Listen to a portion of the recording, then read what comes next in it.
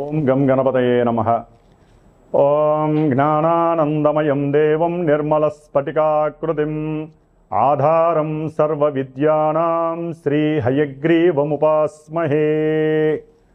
హయగ్రీవ అనుగ్రహ సిద్ధిరస్తు. వీక్షించేటటువంటి ప్రేక్షకులందరికీ కూడా ఈ యొక్క ఏప్రిల్ 14వ తేదీ నుండి మే 14వ తేదీ వరకు కూడా సూర్యనారాయణుడు అనగా మన యొక్క అంతరిక్ష భాషలో రవి, సూర్యుడు అనేటటువంటి పర్యాయ పదాలు ఉంటాయి. కాబట్టి ఈ సూర్య భగవానుడు మీనరాశిలో నుంచి మేషరాశిలోకి తన యొక్క ప్రవేశాన్ని కావిస్తూ ఉచ్చస్థితాన్ని కలిగినటువంటి 10 డిగ్రీల వరకు కూడా ఈ సూర్య భగవానుడు ఉచ్చస్థితిని కలిగి ఉంటాడు.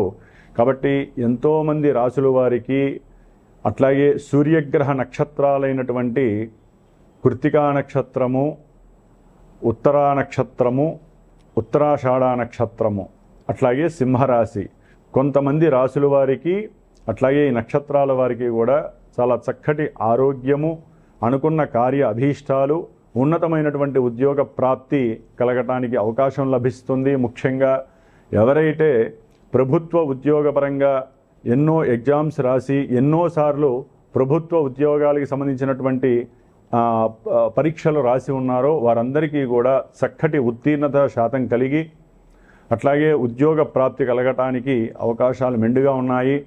ముఖ్యంగా ఈ యొక్క నెలలో ఏప్రిల్ 14 నుంచి కూడా మే 14 వరకు గ్రహస్థితుల్ని కనుక పరిశీలించినట్లయితే ముఖ్యంగా మాసవారి మేష సంక్రమణం అంటే రవి ఒక రాశిలో నుంచి ఇంకొక రాశిలోకి ప్రవేశించినప్పుడు సంక్రమణం అంటారు. ఇది చాలా విశిష్టమైనటువంటిది. అటు పితృదేవతలకి చాలా పవిత్రమైనటువంటి రోజు ఈ సంక్రమణం.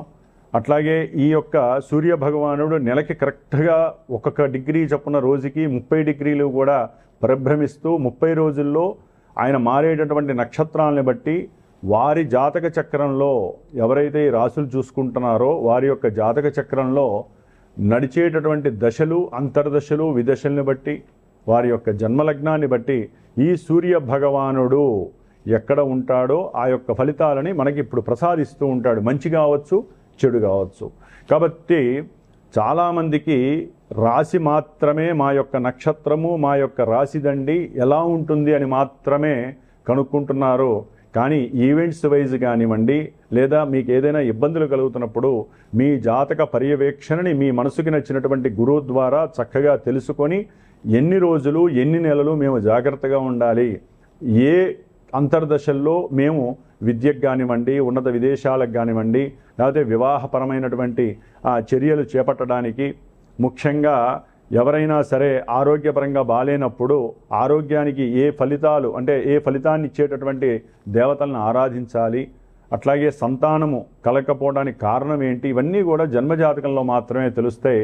రాశిని బట్టి కొంతవరకు మాత్రమే మనకి జాతక విశ్లేషణ పరంగా ఇక్కడ ప్రస్ఫుటమవుతాయే తప్ప డైరెక్ట్గా చంద్రుడు అనేటటువంటి వాడు మానసిక చర్యల్ని మాత్రమే సూచిస్తాడు, సూర్యుడు మాత్రమే ఆత్మని సూచిస్తూ ఉంటాడు. కాబట్టి జన్మజాతకం ప్రధానం. ముఖ్యంగా ఈ యొక్క నెలలో గ్రహాల యొక్క గోచార స్థితులను కనుక మనం గమనించి ఉన్నట్లయితే కనుక సూర్య భగవానుడు మేషరాశిలో ఏప్రిల్ 14 నుంచి మే 14 వరకు ఉంటాడు. అట్లాగే మాసగ్రహాలైనటువంటి శుక్ర భగవానుడు ఈ యొక్క మేషరాశిలో దాదాపుగా ఏప్రిల్ 19వ తేదీ వరకు ఉండి ఏప్రిల్ 19 నుంచి మరలా వచ్చే సంక్రమణం వరకు కూడా వృషభ రాశి తన యొక్క సొంత రాశిలో ఉండి చాలా చాలా మేలు కలిగిస్తాడు కొన్ని రాశుల వారికి. అట్లాగే బుధ మహారాజు, మరి ఈ బుధుడు దాదాపుగా 11వ తేదీ ఏప్రిల్ 11 వరకు కూడా కుంభరాశిలో ఉంటూ మీనరాశిలో దాదాపుగా ఈ యొక్క ఏప్రిల్ 11వ తేదీ నుండి కూడా చివరి వరకు ఉండే అవకాశం ఉంటుంది. కాబట్టి ఈ యొక్క శుక్ర భగవానుడు, బుధుడు, అట్లాగే రవి, ముఖ్యమైనటువంటి గ్రహము కుజుడు.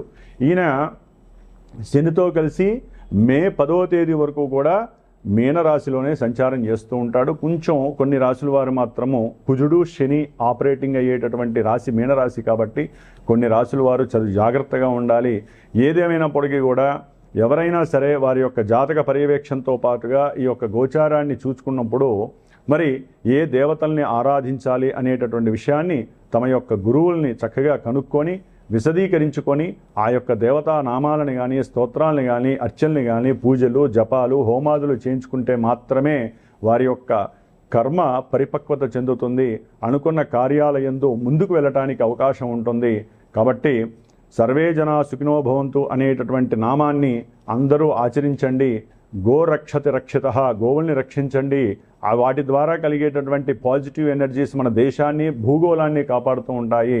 వృక్షో రక్షతి రక్షిత, వృక్షాలని ఎవరూ కూడా ఛేదించకండి, వృక్షాలని సాధ్యమైనంత వరకు పెంపొందించుకోండి. ఎందుకంటే ఒక్కొక్కరి యొక్క జన్మ నక్షత్రాన్ని బట్టి ఒక్కొక్క వృక్షము ఉంటుంది, రాశుల్ని బట్టి వృక్షం ఉంటుంది. కాబట్టి ఆ వృక్షాలని పెంచితే గనక వారి యొక్క ఆయురారోగ్యాలు బాగుంటాయి. ఇట్లా ఎన్నో విషయాలు మన యొక్క జ్యోతిష్య శాస్త్రంలో నిక్షిప్తమై ఉన్నాయి. కాబట్టి మరి మేషరాశి నుంచి మీనరాశి వరకు, అట్లాగే అశ్విని నక్షత్రం నుంచి రేవతి నక్షత్రం వరకు ఎవరికి ఈ మాసాంతము సూర్య సంక్రమణం వలన మేషరాశిలో సంక్రమించినటువంటి ఈ యొక్క సూర్య సంక్రమణం వలన ఈ 4 గ్రహాలతో పాటుగా కుజుడు, అట్లాగే గురుడు మిథున రాశిలోనే ఉంటాడు, అట్లాగే శని భగవానుడు మీనరాశిలో ఉంటాడు, కేతువు సొంత నక్షత్రంలో సింహరాశిలో ఉంటాడు, రాహువు కుంభరాశిలో సొంత నక్షత్రంలో ఉంటూ కూడా వారు చేసే విన్యాసాలు, వారిచ్చే ఫలితాలు మనం ఇప్పుడు తెలుసుకుందాం.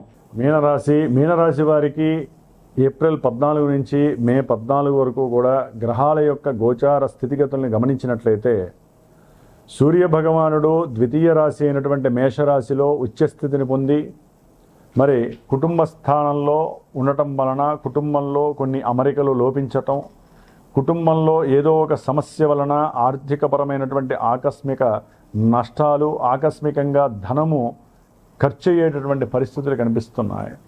తినే తిండి విషయంలో తగు జాగ్రత్త పడకపోతే ఆరోగ్యం మీద దాని ఎఫెక్షన్ పడుతుంది. ఎందుకంటే ఎండాకాలంతో పాటుగా సూర్య భగవానుడు ఉష్ణగ్రహం అవటం వలన, అది కూడా ఉష్ణగ్రహ రాశిలో ఉండటం వలన అది లేనిపోని ఉదర సంబంధిత అనారోగ్యాలు కూడా ఆర్థికపరమైనటువంటి నష్టాలని కలుగజేస్తాయి. కొంతమందికి ఈ యొక్క సూర్యుడు ఉచ్చస్థితిలో ఉండటం వలన చేసేటటువంటి ఉద్యోగంలో ఉన్నతమైనటువంటి ఆర్థిక పరిస్థితి మెరుగుపడుతోంది. ఏదైనా సమయానికి సంతానపరమైనటువంటి విద్యపరంగా కావచ్చు, కుటుంబంలో ఏదైనా ఆర్థిక అవసరాల నిమిత్తము ఉద్యోగం ద్వారా కానీ లేకపోతే తండ్రి గారి ద్వారా కానీ కొంత అప్పుని స్వీకరించే అవకాశం కనిపిస్తుంది మీనరాశి వారికి. కాబట్టి కుటుంబంలో స్వల్ప విభేదాలు కలిగే అవకాశం ఉంటుంది. తగు జాగ్రత్తలు తీసుకోండి. మాట్లాడే మాట యందు ధనాన్ని మంచినీళ్ళ వలె ఖర్చు పెట్టకండి. దాని వలన సూర్యుడి యొక్క శాపం కలుగుతుంది. ఆలోచించి ఖర్చు పెట్టండి. ఎందుకంటే ఏలినాడి శని ప్రభావం మీనరాశిని చాలా అల్లకల్లోలం చేస్తూ ఇప్పుడు కుజ భగవానుడు, అట్లాగే జన్మరాశిలో నీచస్థిత బుధుడు, ఈ 3 గ్రహాలు కూడా వీరి యొక్క ఆరోగ్యం అనేటటువంటిది పూర్తిగా ఇబ్బంది పెట్టే పరిస్థితుల్లో ఉన్నాయి. ఆరోగ్యం మీద శ్రద్ధ వహించండి. నర్వస్ ప్రాబ్లమ్స్ కావచ్చు, అతి కోపం కావచ్చు, అగ్రెసివ్నెస్ కావచ్చు, వీళ్ళు చేసే నిదానమైనటువంటి పనుల వలన ఉద్యోగంలో ప్రమోషన్స్లో లోపాలు కలగవచ్చు, ఉద్యోగంలో ఎఫెక్ట్ కలగచ్చు.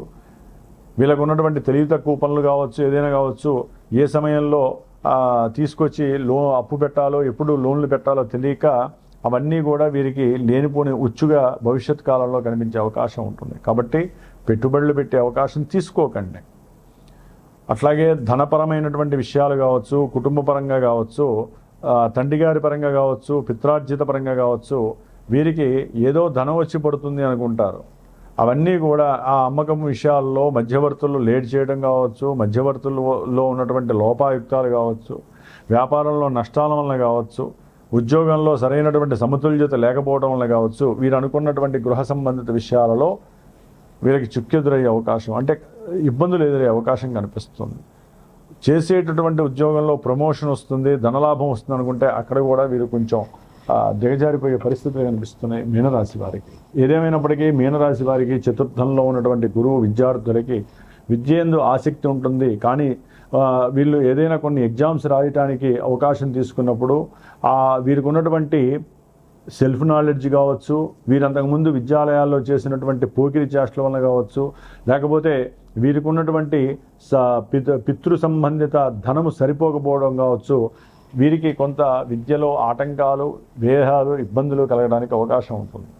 వాహనాల పరంగా కాస్త ప్రమాదాలు జరిగే అవకాశం ఉంటుంది. జాగ్రత్తగా ఉండండి. బంధుమిత్రాదులతో కుటుంబ విద్వేషాలు కలగడానికి ఈ గురుడు సహకరించే అవకాశం ఉంటుంది.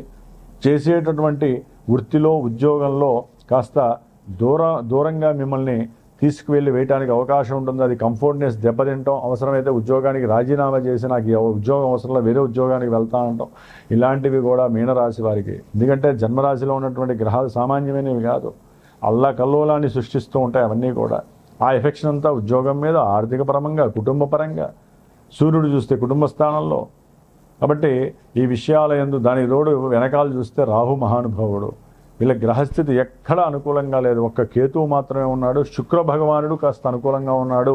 ఈ నెల రోజులు కూడా ఈ యొక్క సంక్రమణంలో ఈ యొక్క శుక్ర భగవానుడు తృతీయంలో స్వక్షేత్రంలో వచ్చడం వలన వీళ్ళు ఏదైనా కొంచెం సాహసించి ధనపరమైనటువంటి విషయాల్లో కానీ, పెళ్లికి సంబంధించిన విషయాల్లో కానీ ఏదైనా కొంచెం ముందుకు వెళ్ళగలిగితే పురోగభివృద్ధి కలగడానికి శుక్ర భగవానుడు మాత్రమే అనుకూలంగా ఉన్నాడు.